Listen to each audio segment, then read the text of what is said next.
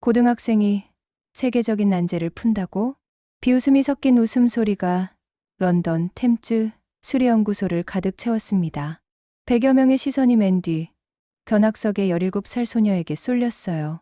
정말 혼자서 이런 걸 생각해낸 건가요? 중년 교수의 날카로운 질문이 강의실을 얼어붙게 만들었습니다. 누군가의 도움이나 힌트는 전혀 없었다고요? 의심 가득한 목소리들이 사방에서 쏟아졌어요. 교환학생 배지를 단 박서연의 손이 미세하게 떨렸습니다. 하지만 그들은 몰랐습니다. 이 작은 소녀가 몇 분 후 어떤 기적을 보여줄지를. 세상에는 나이로 판단할 수 없는 것들이 있습니다. 오늘 이 이야기는 편견이 무너지는 순간을 보여드릴 거예요. 억울함을 당해본 모든 분들이라면 끝까지 지켜봐 주세요. 진짜 반전은 지금부터입니다. 이야기 시작 전 구독 버튼을 눌러주세요. 안녕하세요. 저는 박서연입니다. 17살이고 지금 런던에서 교환학생으로 지내고 있어요. 가을비가 막 그친 런던 템즈 강변이었습니다. 유리와 강철로 지어진 수리연구소 건물이 젖은 거리에 반사되어 빛나고 있었어요. 건물 안으로 들어서자 다양한 억양의 영어가 귀에 들려왔습니다. 영국 억양부터 미국식, 그리고 제가 잘 모르는 여러 나라의 억양들까지요. 오늘은 템즈 수리연구소 공개 세미나가 열리는 날이었습니다. 저는 맨 뒷자리 견학석에 앉아 있었어요. 가슴에 달린 교환학생 배지가 유독 눈에 띄는 것 같았습니다. 강의실 앞쪽에는 저명한 수학자들이 앉아 있었습니다. 그들의 시선이 가끔 뒤쪽으로 향할 때마다 저는 작아지는 기분이었어요. 특히 초청석학이 웃으며 던진 말이 마음에 걸렸습니다. 경력이 없는 시도는 위험하다고 봅니다. 그 말과 함께 객석 곳곳에서 시선들이 견학석으로 스쳤습니다. 저를 포함한 몇몇 학생들을 향한 시선이었어요. 마치 듣기만 하라는 메시지가 담긴 것 같았습니다. 옆자리에 앉은 대학원생이 낮게 중얼거렸습니다. 고등학생이 저걸 이해할까? 그 말이 제 귀에 들렸습니다. 얼굴이 뜨거워졌지만 애써 모른 척했어요. 대신 칠판에 적힌 수식의 시선을 고정했습니다. 칠판에는 복잡한 편미분방 정식이 적혀 있었습니다. 강연자가 설명하는 내용은 분명 어려웠지만 저에게는 낯설지 않았어요. 노트에 기호들을 옮겨 적으면서 머릿속에서 등식의 자리 바꿈을 시도해봤습니다. 중학교 2학년 때 담임 선생님이 해주신 말이 떠올랐습니다. 서연아, 수학에서 가장 중요한 건 왜? 라는 질문이야. 공식을 외우는 게 아니라 왜 그런지 생각해 보렴. 그때부터 저는 수학 문제를 볼 때마다 왜의 끈을 놓지 않으려 했습니다. 지금도 마찬가지였어요. 칠판의 수식을 보며 그 이유를 찾고 있었습니다. 런던의 차가운 공기가 유리창 너머로 스며들었습니다. 이국의 도시에서 느끼는 외로움과 설렘이 교차했어요. 하지만 지금 이 순간 저는 그 어떤 것보다 칠판에 집중하고 있었습니다. 강연자가 말을 이어갔습니다. 이 문제는 현재 풀리지 않은 상태입니다. 여러 접근법이 시도되었지만 아직 명확한 해답은 없어요. 그 순간 저의 시선이 칠판 한 구석에 머물렀습니다. 수식의 한 부분에서 뭔가 이상한 점을 발견했어요. 아주 작은 균열 같은 것이었습니다. 마치 퍼즐의 한 조각이 잘못 끼워진 것처럼 보였습니다. 심장이 빨라졌습니다. 혹시 제가 놓친 게 있을까요? 아니면 정말로 뭔가 다른 방법이 있는 걸까요? 노트에 몇 가지 시도를 적어봤습니다. 변수를 바꿔보고 접근 구간을 다시 설정해봤어요. 그러자 어렴풋이 실마리가 보이는 것 같았습니다. 하지만 이곳은 세계적인 수학자들이 모인 자리였습니다. 제가 뭔가 발견했다고 해서 나서서 말할 수 있는 곳이 아니었어요. 더욱이 저는 고작 17살 고등학생일 뿐이었습니다. 주변의 시선들이 여전히 차갑게 느껴졌습니다. 견학학생은 조용히 듣기만 하라는 무언의 압력이 있었어요. 저는 깊게 숨을 들이쉬었습니다. 런던의 서늘한 공기가 폐에 가득 찼습니다. 그리고 스스로에게 다짐했어요. 지금은 듣자. 그리고 때가 오면 말하자. 칠판의 수식이 여전히 저를 바라보고 있었습니다. 마치 답을 기다리는 것처럼요. 저는 노트를 덮고 차분히 강연에 집중했습니다. 하지만 마음 한구석에는 조용한 불씨가 타오르고 있었어요. 언젠가는 이 불씨가 큰 불꽃이 될 거라는 확신과 함께요. 석학의 목소리가 강의실을 가득 채웠습니다. 그는 칠판 앞에서 천천히 걸으며 말했습니다. 이 문제는 유럽에서도 수십 년간 논의되어 온 난제입니다. 그의 손끝이 칠판을 가리킬 때마다 복잡한 수식들이 하나씩 추가되었어요. 객석은 조용했지만 공기 중에는 보이지 않는 경계가 그어져 있는 것 같았습니다. 여기까지는 오지 말 것이라는 무언의 선이요. 저는 노트북을 열고 칠판의 수식을 따라 적기 시작했습니다. 하지만 단순히 베끼는 게 아니었어요. 각 기호의 의미를 생각하며 하나씩 분해해보고 있었습니다. 그때였습니다. 수식의 한 부분에서 뭔가 어색한 점을 발견했어요. 적분 기호 앞에 붙은 상수 하나가 제자리에 있지 않은 것 같았습니다. 저는 연필을 들고 그 기호를 원래 자리에서 떼어내 옆으로 옮겨봤습니다. 그저 종이 위에서의 작은 움직임이었지만 그 순간 꼬여있던 식 전체가 느슨해지는 것을 느꼈어요. 심장이 빨라졌습니다. 혹시 제가 뭔가 놓치고 있는 건 아닐까요? 하지만 계산을 다시 해봐도 결과는 같았습니다. 이 부분을 다르게 보면 생각이 저절로 문장으로 응고되었습니다. 그러자 신기하게도 심장이 차분해졌어요. 마치 오랫동안 헤맸던 길에서 갑자기 이정표를 발견한 기분이었습니다. 석학이 칠판을 가득 채운 후객석을 둘러봤습니다. 혹시 이 문제에 도전해보고 싶은 분이 있나요? 정적이 흘렀습니다. 100여 명의 사람들이 앉아있는 강의실이었지만 아무도 움직이지 않았어요. 앞줄에 앉은 박사과정 학생들조차 고개를 숙이고 있었습니다. 물음이 던져진 지 몇 초가 지났을까요? 침묵이 길어질수록 제 망설임은 오히려 짧아졌습니다. 저는 노트에 적은 계산 과정을 다시 한번 살펴봤습니다. 틀릴 가능성도 있었지만 적어도 시도해볼 만한 가치는 있어 보였어요. 손이 저절로 움직였습니다. 천천히, 그러나 확실하게 올라갔어요. 그 순간 강의실 안의 모든 시선이 제게로 돌아왔습니다. 영국인, 독일인, 프랑스인, 그리고 여러 나라에서 온 사람들의 눈동자가 일제히 저를 바라봤어요. 석학의 눈썹이 살짝 올라갔습니다. 네, 뒤쪽에 계신 분. 제 목소리가 떨릴까봐 걱정했지만 입을 열자 의외로 차분한 소리가 나왔습니다. 질문이 아니라 관점을 말씀드리고 싶습니다. 강의실이 더욱 조용해졌습니다. 앞자리 대학원생들이 고개를 돌려 저를 쳐다봤어요. 그 시선들 속에는 호기심과 의심이 뒤섞여 있었습니다. 석학이 미소를 지으며 고개를 끄덕였습니다. 좋습니다. 어떤 관점인지 들어보죠. 저는 자리에서 일어났습니다. 다리가 약간 떨렸지만 목소리만큼은 또렷하게 유지하려 노력했어요. 칠판의 수식에서 세 번째 줄 적분 부분을 보면 말을 시작하자 제 안에서 무언가가 움트기 시작했습니다. 지금까지 품고 있던 의문들이 하나씩 선명해지는 느낌이었어요. 하지만 동시에 부담도 커졌습니다. 이 자리에는 저보다 훨씬 많이 공부한 사람들이 앉아 있었거든요. 만약 제가 틀렸다면 어떻게 될까요? 그러나 이미 시작한 이상 끝까지 가봐야 했습니다. 저는 노트를 들고 제 생각을 차근차근 설명하기 시작했어요. 옆자리 대학원생이 작게 중얼거렸습니다. 정말 고등학생이 저런 걸 생각할 수 있나? 그 말이 들렸지만 신경 쓰지 않으려 했습니다. 대신 칠판의 수식에만 집중했어요. 석학의 표정이 점점 진지해졌습니다. 처음에는 호의적인 미소를 띠고 있었지만 제 설명을 들으면서 미간이 살짝 좁혀졌어요.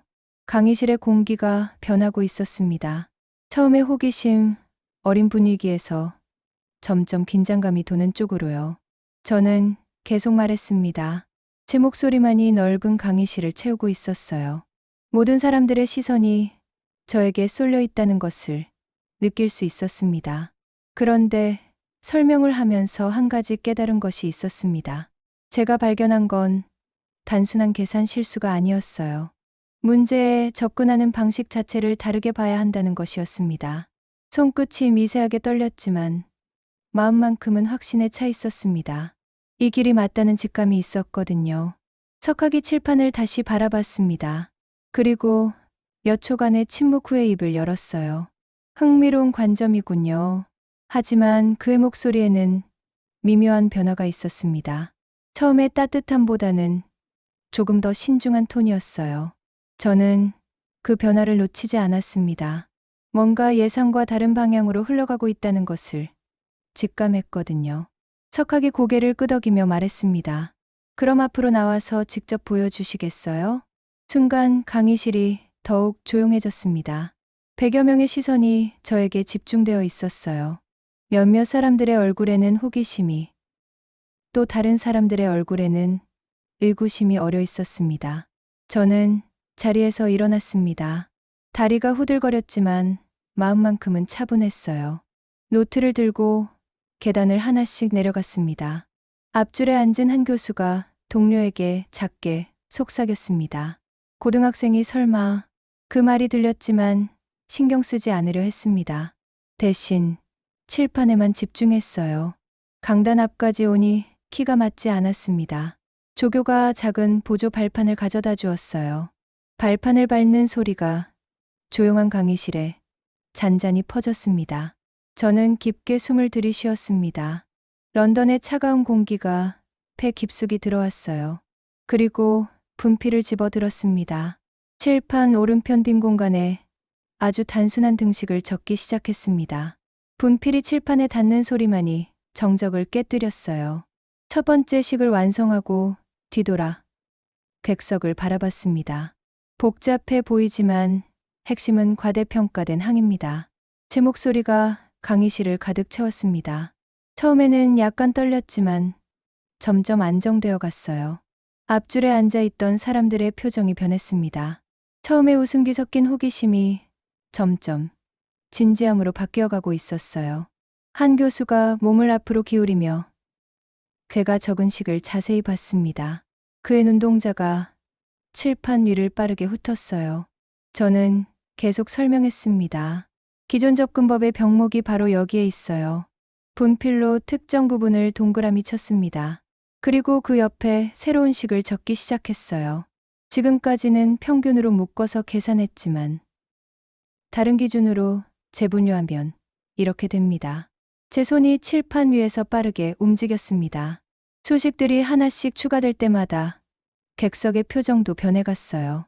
특히 중간쯤에 앉은 한 박사과정 학생이 펜을 멈추고 칠판만 바라보고 있었습니다.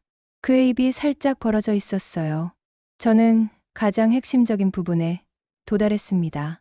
여기서는 상수가 아니라 변수로 보아야 해요.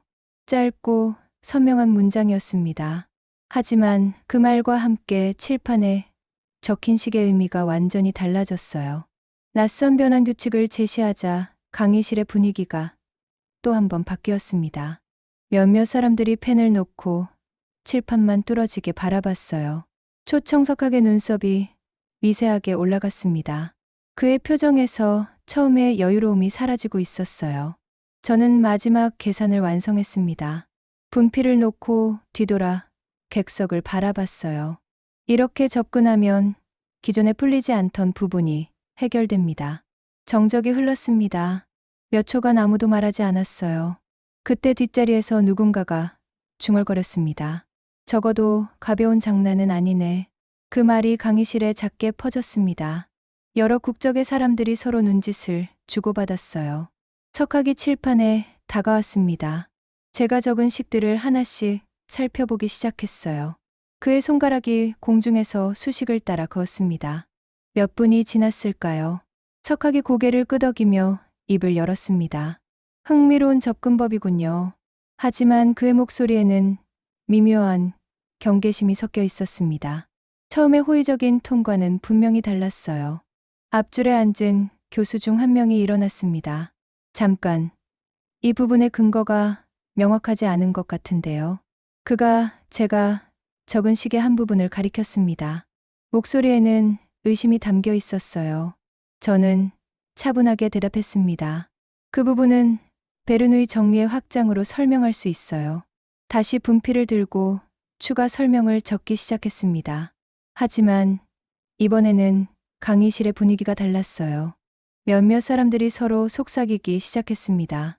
의구심과 관심이 뒤섞인 웅성거림이 강의실을 채웠어요.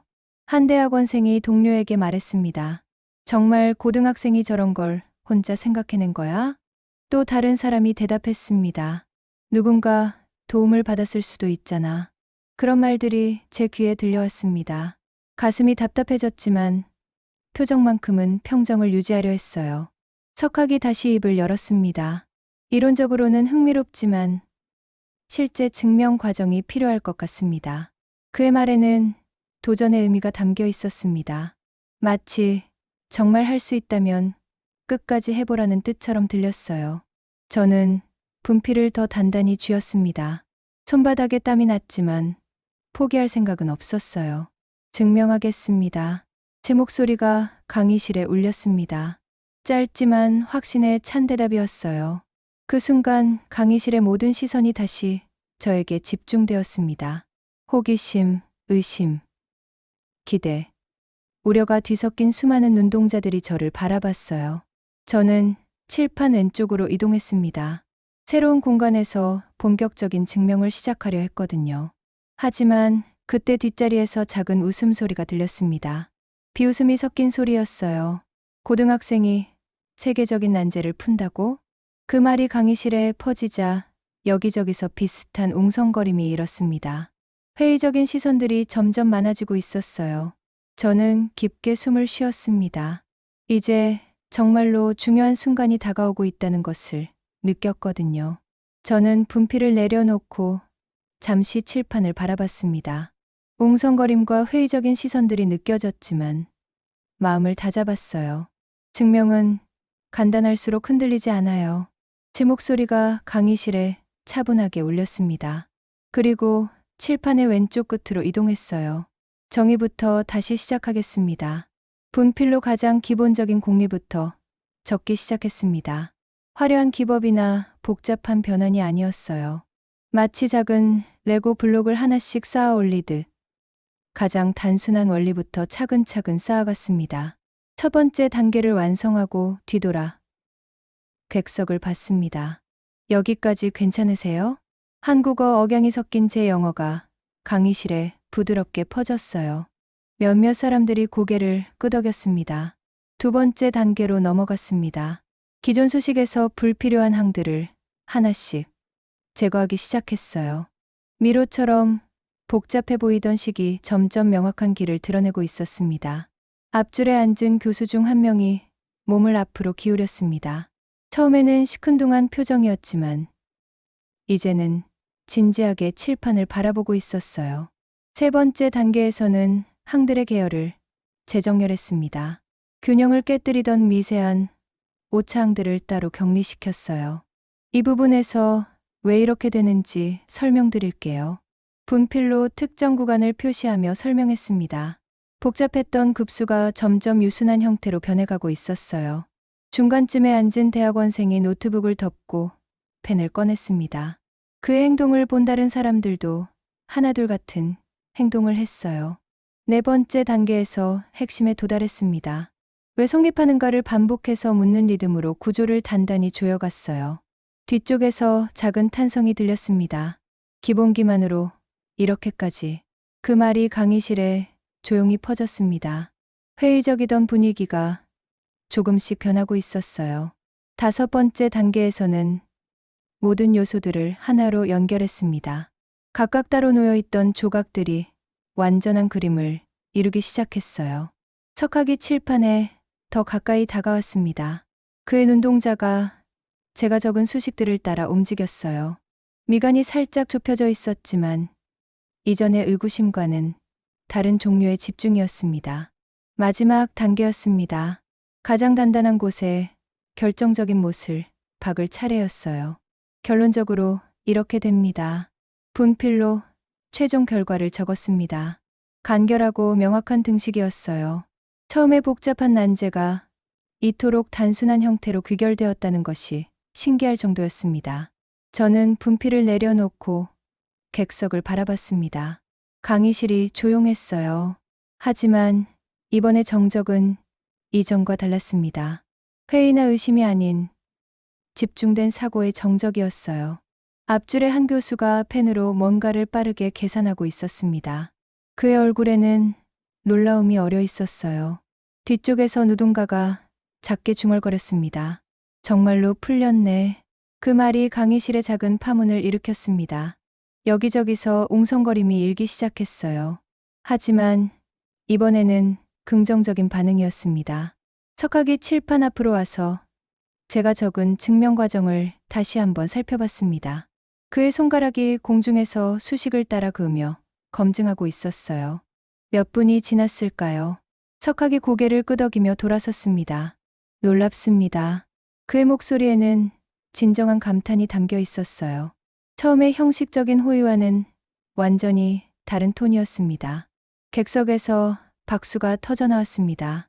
처음에는 몇 명이 시작했지만 점점 더 많은 사람들이 참여했어요. 하지만 모든 사람이 박수를 치는 것은 아니었습니다. 몇몇은 여전히 의구심, 어린 눈으로 저를 바라보고 있었어요. 특히 중간쯤에 앉은 한 중년 교수의 표정이 굳어 있었습니다. 그는 팔짱을 끼고 날카로운 시선으로 저를 쳐다봤어요. 박수가 점점 잦아들자 그 교수가 일어났습니다. 잠깐만요. 그의 목소리가 강의실을 가로질렀습니다. 모든 시선이 그에게로 향했어요. 이 학생이 정말 혼자서 이런 걸 생각해낸 건가요? 직설적인 질문이었습니다. 강의실이 다시 조용해졌어요. 저는 가슴이 뛰는 것을 느꼈습니다. 하지만 목소리만큼은 차분하게 유지하려 했어요. 네, 혼자 생각해낸 겁니다. 정말로요? 누군가의 도움이나 힌트는 전혀 없었다고요? 그의 목소리에는 의심이 가득했습니다. 마치 제가 거짓말을 하고 있다는 듯한 톤이었어요. 저는 똑바로 그를 바라봤습니다. 저는 거짓말하지 않습니다. 짧지만 단호한 대답이었어요. 강의실이 더욱 긴장된 분위기로 변했습니다. 다른 교수가 끼어들었습니다. 설사 혼자 한 것이라고 해도 이런 중요한 발견을 이렇게 즉석에서 발표하는 게 적절한가요? 그의 말에는 비판적인 뉘앙스가 담겨 있었어요. 저는 깊게 숨을 쉬었습니다. 이런 반응도 예상하지 못한 것은 아니었어요. 하지만 실제로 겪어보니 생각보다 힘들었습니다. 그때 뒤쪽에서 다른 목소리가 들렸습니다. 증명 과정에는 문제가 없어 보이는데요. 젊은 박사과정 학생의 목소리였습니다.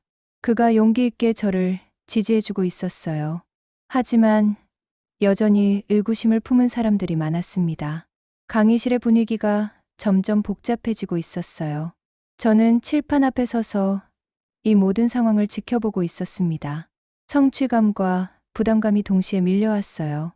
제가 시작한 일이 예상보다 훨씬 큰 파장을 일으키고 있었습니다. 중간쯤에 앉은 교수가 손을 들었습니다. 그 변한 방법, 선행 연구가 있습니까? 날카로운 질문이었어요. 강의실의 시선이 다시 저에게 집중되었습니다. 저는 또렷하게 답했습니다.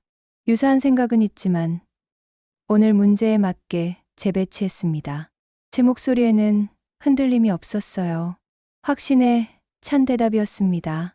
하지만 아직 해결해야 할 난점이 하나 남아 있었습니다. 모든 사람들이 상수로 고정해두던 항을 다르게 해석해야 했거든요. 저는 다시 칠판으로 돌아섰습니다. 분필을 들고 그 문제적인 항을 동그라미로 표시했어요. 여기서 핵심은 이 항을 상수가 아니라 함수의 일부로 보는 것입니다. 그 순간 불안하던 떨림이 가라앉았습니다. 마치 흐린 날씨가 갑자기 맑아지는 것 같았어요. 경계 조건을 하나씩 제시하기 시작했습니다. 완급을 조절하며 귀납의 사다리를 차근차근 놓아갔어요. 각 단계마다 뒤돌아 확인했습니다. 조각들이 제자리를 찾기 시작했습니다. 복잡하게 얽혀있던 수식들이 하나의 완전한 그림을 이루어가고 있었어요. 앞줄 교수들의 표정이 점점 풀렸습니다. 처음에 경계심이 이해로 바뀌어가고 있었어요.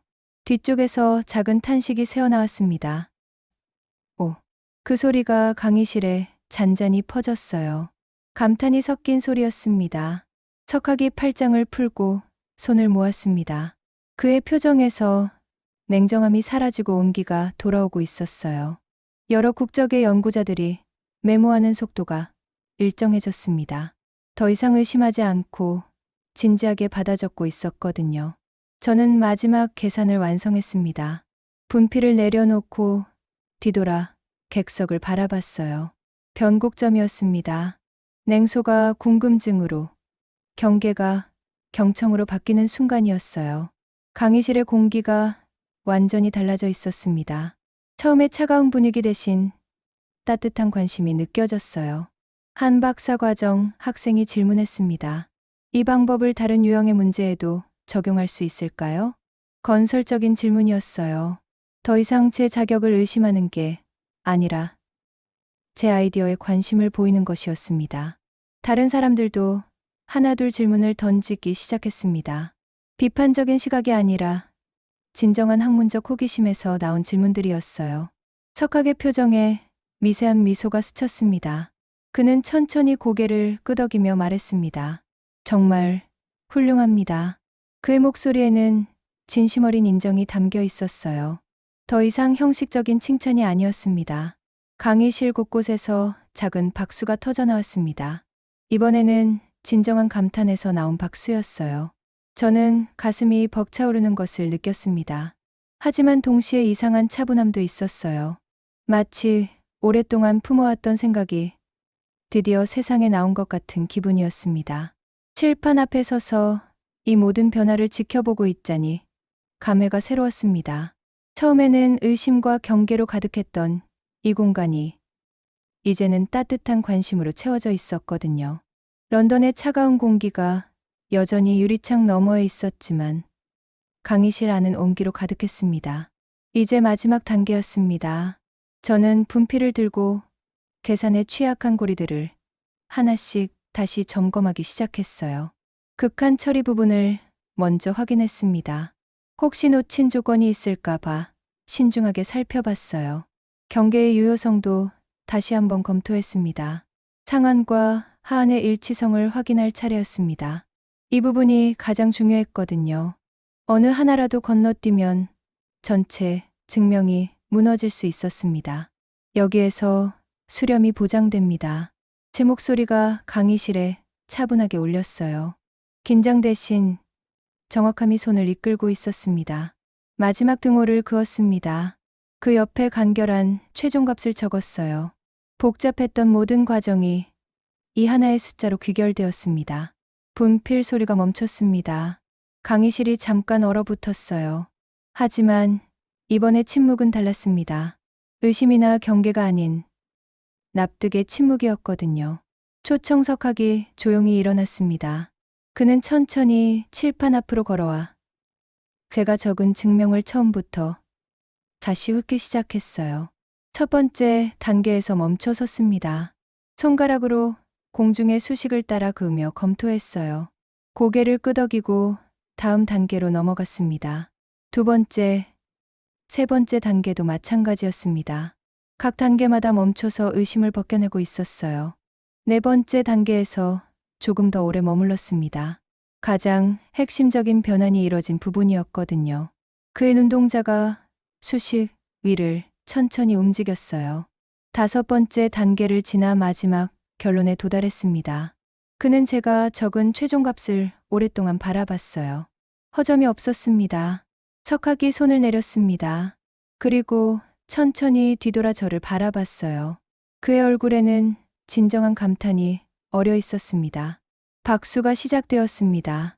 누구보다 늦게, 그러나 가장 크게 시작된 박수였어요. 석학의 박수였습니다. 그 소리를 신호로 강의실 전체가 박수로 가득 찼습니다. 처음의 형식적인 박수와는 완전히 달랐어요. 진심 어린 인정과 감탄이 담긴 박수였습니다. 여러 억양의 웰던이 겹쳐서 들렸습니다. 영국 억양, 미국 억양, 독일 억양, 프랑스, 억양이 뒤섞여 하나의 축하 소리를 만들어냈어요. 저는 깊게 고개를 숙였습니다. 들어주셔서 감사합니다. 짧지만 진심이 담긴 인사였어요. 가슴이 벅차올랐지만 목소리만큼은 차분하게 유지했습니다. 박수가 점점 커졌습니다. 앞줄에 앉았던 교수들도 모두 일어나 박수를 쳤어요. 처음에 의구심을 품었던 중년 교수조차 미소를 지으며 각수를 치고 있었습니다. 뒤쪽에서 누군가가 외쳤습니다. 브라보. 그 소리가 강의실을 가득 채웠어요. 다른 사람들도 하나둘 기립박수를 시작했습니다. 저는 칠판 앞에 서서 이 모든 광경을 바라봤습니다. 몇 시간 전만 해도 상상할 수 없었던 일이었어요. 석학이 저에게 다가왔습니다. 정말 놀라운 발견입니다. 이 연구를 계속 발전시킬 계획이 있나요? 그의 목소리에는 진정한 관심이 담겨 있었어요. 더 이상 나이나 경력을 따지는 시선이 아니었습니다. 네. 더 연구해보고 싶습니다. 제 대답에 그가 만족스럽게 고개를 끄덕였어요. 박수가 서서히 잦아들었습니다. 하지만 강의실의 분위기는 여전히 흥분으로 가득했어요. 몇몇 사람들이 저에게 다가와 질문을 던지기 시작했습니다. 이번에는 모두 건설적이고 학문적인 질문들이었어요. 이 방법을 다른 분야에도 적용할 수 있을까요? 후속 연구는 어떤 방향으로 진행할 예정인가요? 논문으로 발표할 계획이 있나요? 질문들이 쏟아졌지만 부담스럽지 않았습니다. 오히려 제 연구에 대한 진정한 관심을 보여주는 것 같아 기뻤어요. 유리창 밖을 보니 비에 젖은 런던 거리가 은빛으로 번쩍이고 있었습니다. 가을비가 그치고 햇살이 비치기 시작한 것 같았어요. 하지만 모든 사람이 기뻐하는 것은 아니었습니다. 구석에서 몇몇 사람들이 작게 속삭이고 있는 것이 보였어요. 정말 고등학생이 혼자 한 걸까? 누군가 뒤에서 도와줬을 수도 있잖아. 그런 말들이 여전히 들렸습니다. 모든 의심이 완전히 사라진 것은 아니었어요. 특히 한 구석에 앉아있던 중년 여교수의 표정이 굳어 있었습니다. 그녀는 팔짱을 끼고 날카로운 시선으로 저를 바라보고 있었어요. 하지만 그런 시선들이 더 이상 두렵지 않았습니다. 제가 해낸 일에 대한 확신이 있었거든요. 석학이 다시 입을 열었습니다. 오늘 정말 놀라운 시간이었습니다. 이런 발견이 이 자리에서 이뤄질 줄은 꿈에도 몰랐어요. 그의 말에 주변 사람들이 고개를 끄덕였습니다. 저는 분필을 정리하고 보조 발판에서 내려왔습니다. 다리가 약간 떨렸지만 마음만큼은 평온했어요. 강의실을 나서면서 뒤돌아 칠판을 한 번 더 봤습니다. 제가 적은 수식들이 여전히 그곳에 있었어요. 마치 제가 이곳에 있었다는 증거처럼요. 복도로 나오니 런던의 차가운 공기가 느껴졌습니다. 하지만 이제는 더 이상 낯설지 않았어요. 오히려 상쾌하게 느껴졌습니다. 멀리서 누군가가 제 이름을 부르는 소리가 들렸습니다. 뒤돌아보니 아까 저를 지지해준 젊은 박사과정 학생이 달려오고 있었어요. 정말 대단했어요. 그가 숨을 헐떡이며 말했습니다. 하지만 저는 이것이 끝이 아니라는 것을 알고 있었습니다. 오늘의 일이 더 큰 파장을 불러일으킬 것 같은 예감이 있었거든요. 연구소를 나서니 복도가 평소와 달랐습니다. 기자들이 모여 있었어요. 카메라와 녹음기를 든 사람들이 서성이고 있었습니다. 박서연, 학생 맞나요? 한 기자가 다가와 물었습니다. 저는 당황스러웠지만 예의를 지켜 답했어요.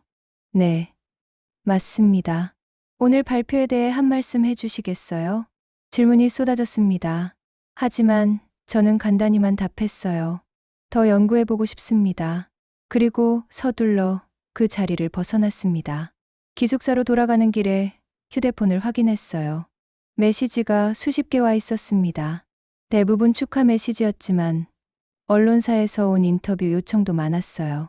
해외 포털 사이트에는 이미 기사가 올라와 있었습니다. 한국 고교생의 수학적 돌파라는 제목이었어요. 댓글도 수백 개가 달려 있었습니다. 하지만 그런 관심이 부담스러웠습니다. 저는 그저 궁금했던 것을 풀어봤을 뿐이었거든요. 기숙사 방에 도착해서 부모님께 화상 통화를 걸었습니다. 서연아, 뉴스 봤다. 아버지의 목소리에 자부심이 섞여 있었어요. 우리 딸이 정말 대단하구나. 어머니도 기뻐하셨습니다. 하지만 동시에 걱정도 하고 계셨어요. 너무 무리하지는 마라.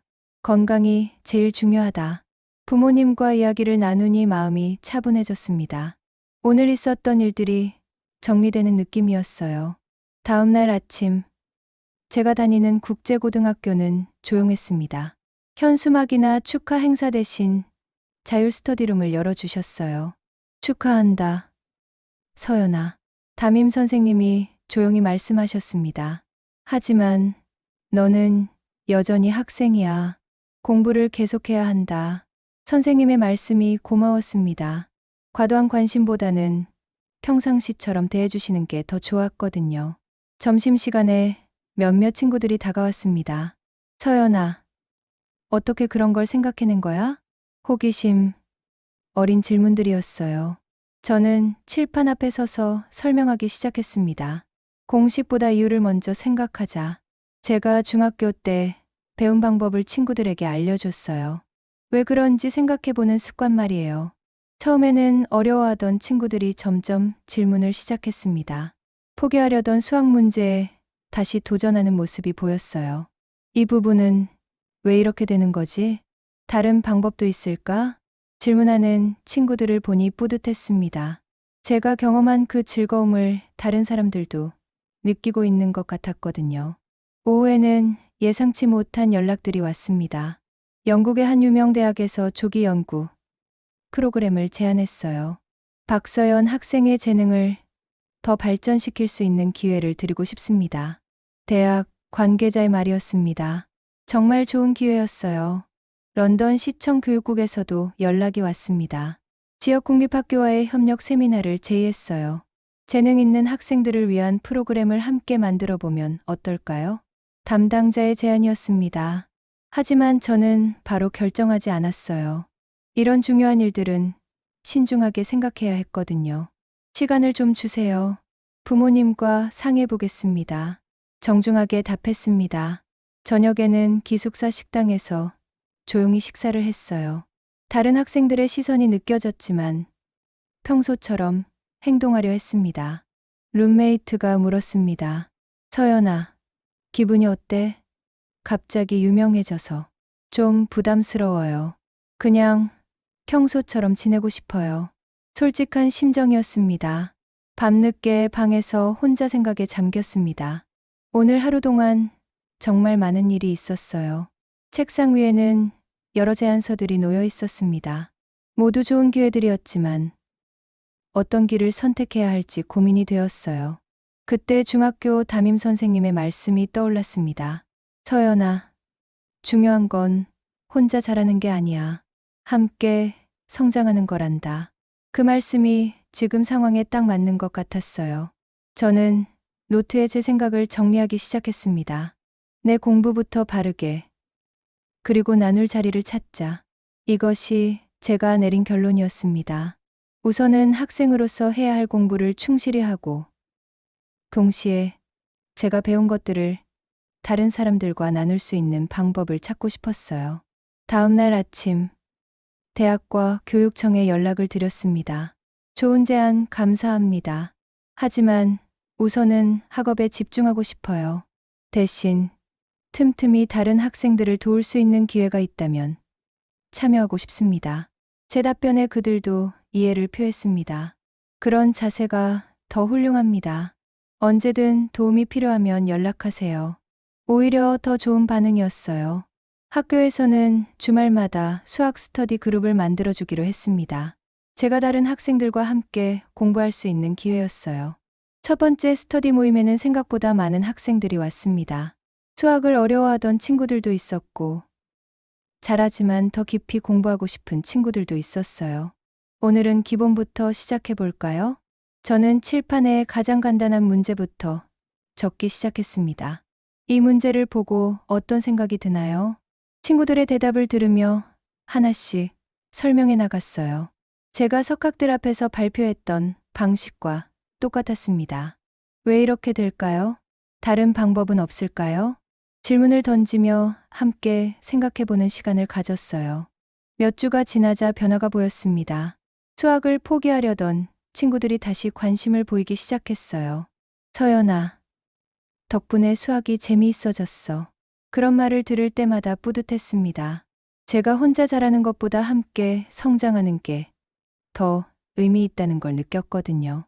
하지만 모든 게 순탄하지만은 않았습니다. 온라인에는 여전히 의구심을 표하는 댓글들이 있었어요. 정말 혼자 한 게 맞나?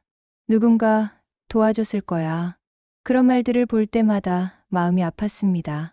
하지만 저는 제가 할 일에 집중하기로 했어요.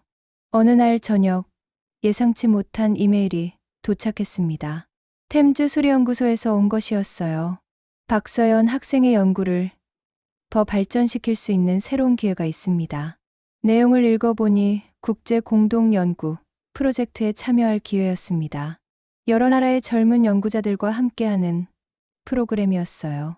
이번에는 다른 제안들과 달랐습니다. 혼자 특별 대우를 받는 게 아니라 또래들과 함께 성장할 수 있는 기회였거든요. 저는 부모님과 상의한 후 참여하기로 결정했습니다.